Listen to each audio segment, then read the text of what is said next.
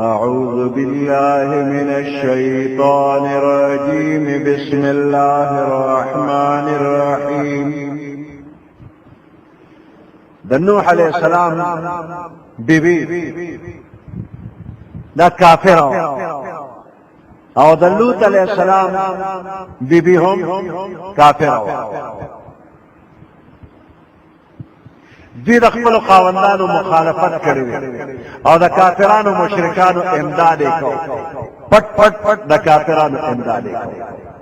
دا غي په نتیجه کې دوزخ ته ورسېدل ابتدا کې د کافر او د مؤمن نکاح جائز و دا پیغمبران دي او بیبيان کافرانو د نکاح جائز و او دوی خیانت کړی د کافر او مرګرتیا د کافر هغه بد عمل هغه نه نفرت لري کړی د مرګرتیا وا چې د کافر بد عمل نه نفرت نکاو هغه ته خوي بس پرغه باندې کافر دي او د جهنم قشاش جوړ شي. رحیم داد اسلامیک پښتو تقاریر د پیغمبر بیبی دا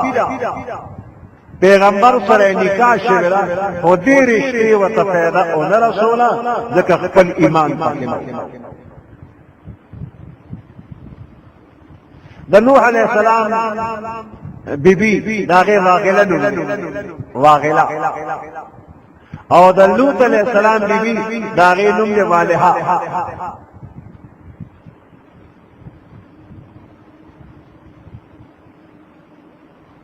نو دا دواړه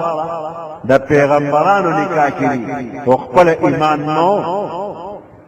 نو جهنم ته ورسول او د دې په مقابله کې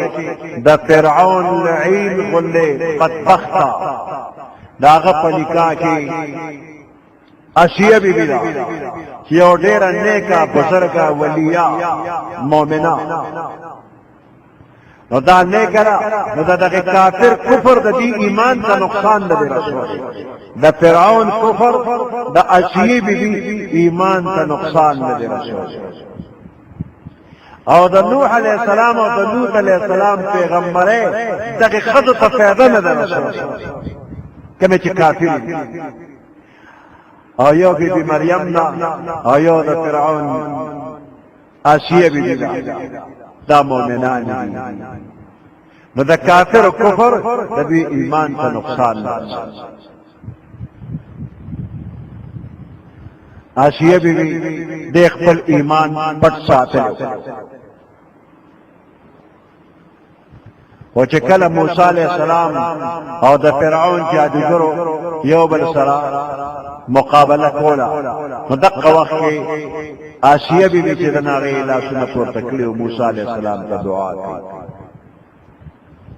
او چې کله موسی علیہ السلام غلبه حاصله کړه